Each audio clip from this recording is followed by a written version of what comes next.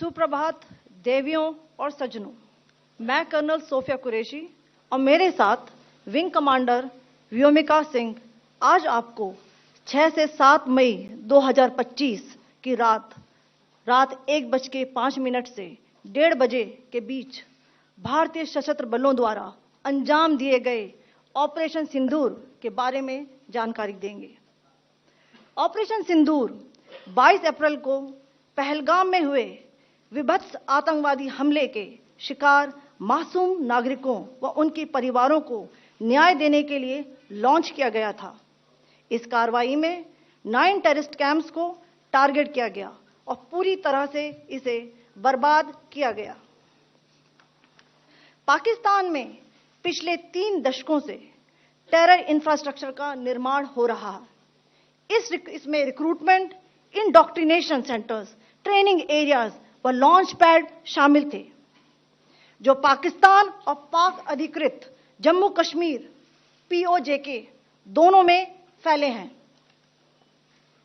Operation Sindoor was launched by Indian Armed Forces to deliver justice to the victims of Pahalgam terror attack and their families. 9 terrorist camps were targeted and successfully destroyed. Over the last 3 decades, Pakistan has systematically built terror infrastructure. It is a complex web of recruitment and indoctrination centers, training areas for initial and refresher courses, and launch pads for handlers. These camps are located both in Pakistan as well as Pakistan-occupied Jammu and Kashmir areas. Some of the well-known training camps are located, as you can see on the screen. They are distributed from Savai Nala in the north, counting to approximately 21, ending at Bhagalpur to the south. इन लक्ष्यों का चयन विश्वसनीय intelligence सूचनाओं के आधार पर हुआ ताकि आतंक गतिविधियों की रीढ़ तोड़ी जा सके, और यह खास ध्यान दिया गया कि निर्दोष नागरिकों और सिविलियन इंस्टॉलेशन को नुकसान न पहुंचे।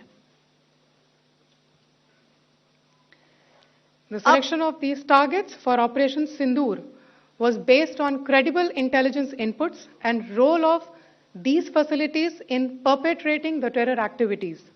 The locations were so selected to avoid damage to civilian infrastructures and loss of any civilian lives.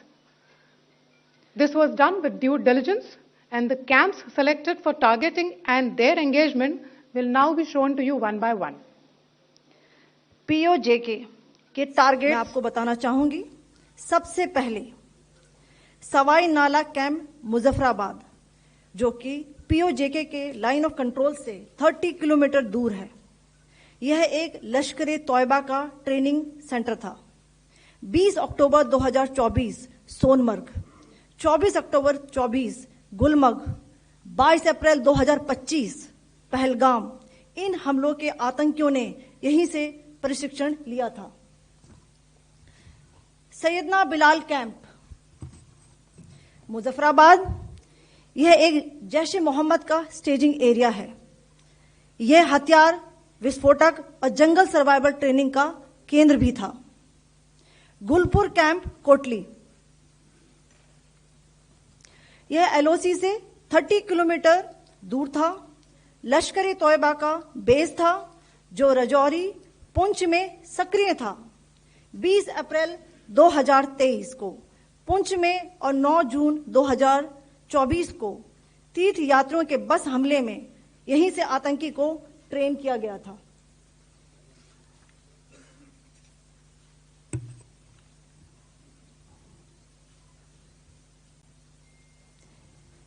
Barnala camp बिंबर, यह LOC से 9 किलोमीटर दूर है।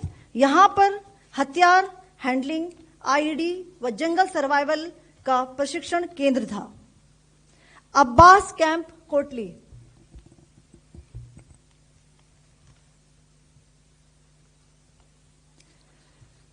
यह LOC से 13 किलोमीटर दूर है।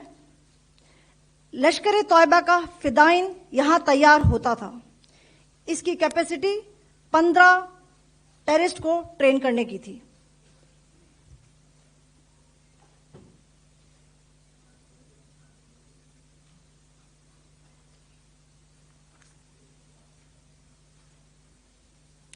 अब मैं पाकिस्तान के अंदर के टारगेट से अवगत कराना चाहूंगी। पहला, सर्जिकल कैंप सियालकोट। यह अंतर्राष्ट्रीय सीमा से 6 किलोमीटर की दूरी पर है, सांबा कठुआ के सामने।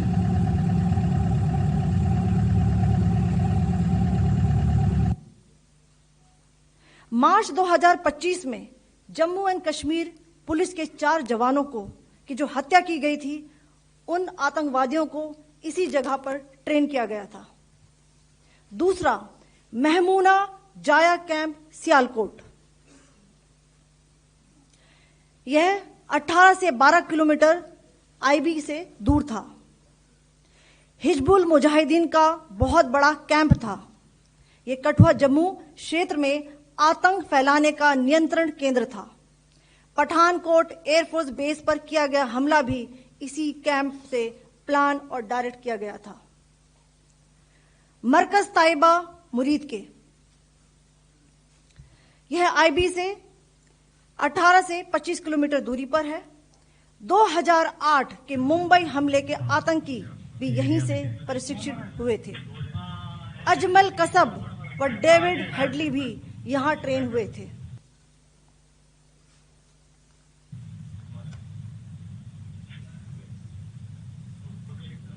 आगे दूसरा आया।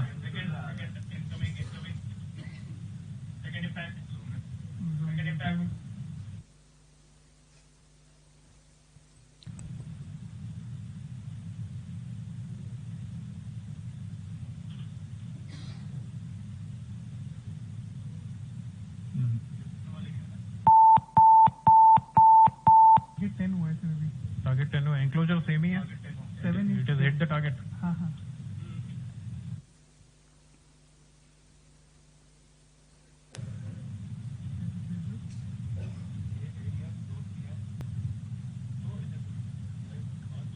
आ गया सर।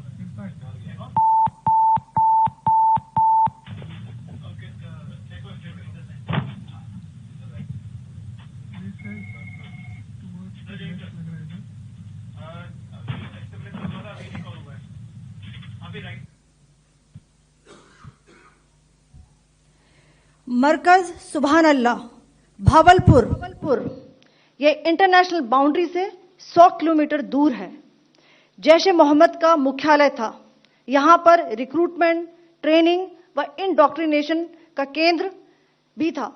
शीर्ष आतंकी अक्सर यहां आते थे। मैं आप सबको बताना चाहती हूं कि किसी भी सैन्य ठिकाने का निशाना नहीं बनाया गया और अभी तक किसी तरह की नागरिक क्षति की रिपोर्ट नहीं है। धन्यवाद। जय Hind. The strike on the terror camps were undertaken through precision capability, as shown to you. A niche technology weapons with careful selection of warheads was ensured so that there will be no collateral damage. The point of impact in each of the target was a specific building or a group of buildings. All the targets were neutralized with clinical efficiency, and the results reiterate the professionalism of the Indian Armed Forces in the planning and execution of their operations. No military establishments were targeted. India has demonstrated considerable restraint in its response. However, it must be said that the Indian Armed Forces are fully prepared to respond to Pakistani misadventures, if any, that will escalate this situation. Jai Hind, and thank you very much.